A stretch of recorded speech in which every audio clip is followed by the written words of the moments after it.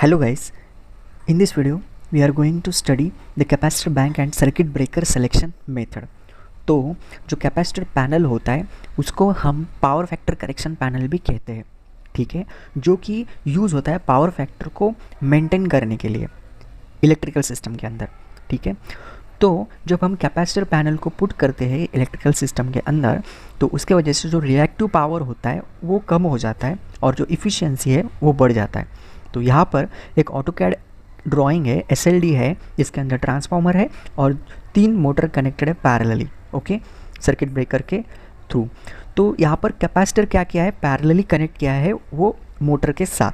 तो ऐसे हम कैपेसिटर बैंक को पैरेलली कनेक्ट करेंगे और पावर फैक्टर को इम्प्रूव करेंगे इलेक्ट्रिकल सिस्टम के अंदर। तो यहाँ पर पावर ट्रायंगल दिखाई देता है आपको।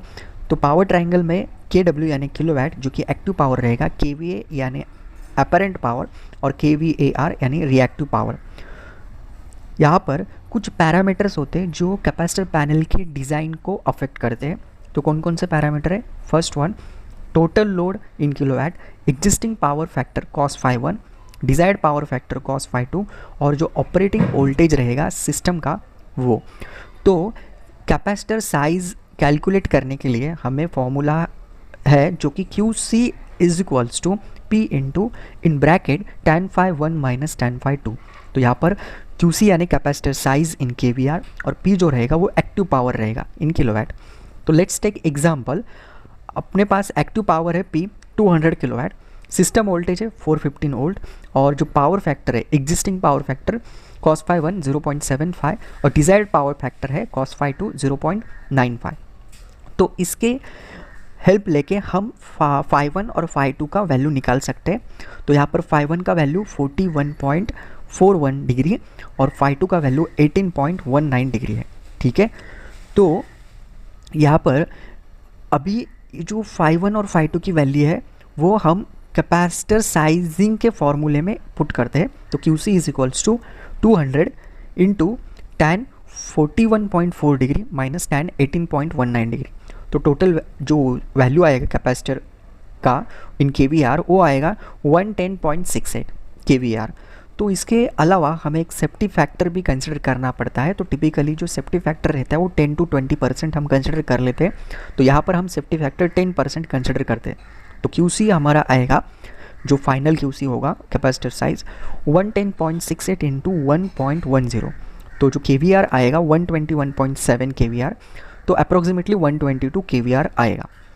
सो यहाँ पर 122 kVAR जो वैल्यू है कैपेसिटर का वो साइज़ में हमें कैपेसिटर नहीं मिलेगा, कुछ स्टैंडर्ड वैल्यूज़ रहेंगे उसी साइज़ में हमें कैपेसिटर मिलेगा। तो लेट्स टेक 2 यूनिट हम 50 kVAR के लेते हैं, स्टैंडर्ड साइज़ है 50 kVAR। तो 2 इंटू 50 100 kVAR हो गया और बचा हुआ जो 1 यूनिट हम लेंगे 25 kVAR का। तो टोटल कितना हो गया, जो कैपेसिटर हमने सेलेक्ट किया वो 125 kVAR, ठीक है। ये तो कैपेसिटर सिलेक्शन हो गया। अभी उसके लिए जो फ्यूज़ और सर्किट ब्रेकर का जो कैलकुलेशन रहेगा एपीएफसी पैनल के लिए, automatic power factor correction panel के लिए, तो उसके लिए हमें करंट पहले फाइंड आउट करना पड़ेगा। तो करंट का फॉर्मूला है I इक्वल टू QC यानी capacitor size divided by √3 into voltage, ठीक है। तो QC 122 हमें मिला था अभी 122 kVAR। सो इसे हम VAR में कन्वर्ट करते हैं, मल्टीप्लाइड बाय 1000 और डिवाइडेड बाय √3 का वैल्यू 1.732 मल्टीप्लाइड बाय 415 वोल्ट। तो यहाँ पर वैल्यू आएगा करंट का 169.7 एम्पियर। तो यहाँ पर I रेटेड करंट है, QC कैपेसिटर kVAR है और V सिस्टम वोल्टेज है।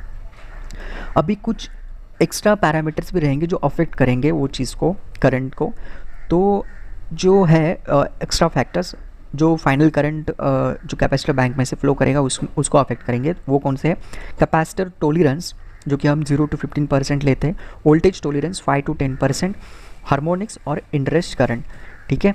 तो कैपेसिटर टोलरेंस, तो यहाँ पर कैपेसिटर कितने का है, लेट से सपोज 100 kVAR का कैपेसिटर है, तो मैन्युफैक्चरिंग टोलरेंस हम लेते हैं मीन्स इसका 115 और इट विल एक्ट और बिहेव लाइक 115 kVAR इन सम केसेस, ओके। नेक्स्ट है वोल्टेज टोलरेंस जो कि 5 to 10% है। फॉर एग्जांपल वोल्टेज हमारा 415 वोल्ट टू 430 वोल्ट वहाँ पर वैरी करेगा, ठीक है। तो अगर वोल्टेज बढ़ रहा है तो करंट भी बढ़ेगा, करंट राइज होगा वहाँ पर। एंड इसकी वजह से हम क्या करते हैं, वोल्टेज वेरिएशन भी कंसिडर कर लेते हैं when we are going to select the circuit breaker. Next thing है हार्मोनिक्स। तो कैपेसिटर जो है लो इम्पिडेंस पाथ प्रोवाइड करते हैं हार्मोनिक्स को, जिसकी वजह से क्या होता है कि जो एक्स्ट्रा करंट फ्लो होता है, small amount of extra current, तो अगर वो हार्मोनिक की वजह से, ठीक है, तो हार्मोनिक हमारा जो रहता है वो 20 to 35% करंट बढ़ा देता है। नेक्स्ट है इनरश करंट, उसको भी हमें कंसिडर करना पड़ेगा। जो कैपेसिटर बैंक जब स्विच ऑन किया जाता है उस टाइम करंट स्पाइक हमें मिलता है वहाँ पर, जिसके वजह से 6 to 10 टाइम्स जो करंट रहेगा operating current, normal operating current के कंपेयर में, वो क्या होगा 6 to 10% टाइम्स ज़्यादा होगा, ठीक है। तो ये भी इनरश करंट कंसिडर किया जाता है। तो हमें करेक्शन फैक्टर कैलकुलेशन करने के लिए हमें हम कंसिडर करेंगे 15% capacitor tolerance is equals to 1.15, 10% voltage tolerance और 20% हार्मोनिक इम्पैक्ट्स। तो इसको मल्टीप्लाई करेंगे तो करेक्शन फैक्टर आएगा 1.518। तो अब हमारा रेटेड करंट होगा जो प्रीवियस वाला था 169.7 मल्टीप्लाइड बाई करेक्शन फैक्टर 1.518।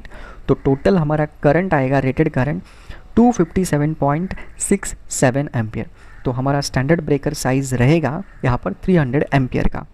तो 120 kVAr कैपेसिटर बैंक के लिए हमारा जो सर्किट ब्रेकर रेटिंग रहेगा वो 300 एम्पियर।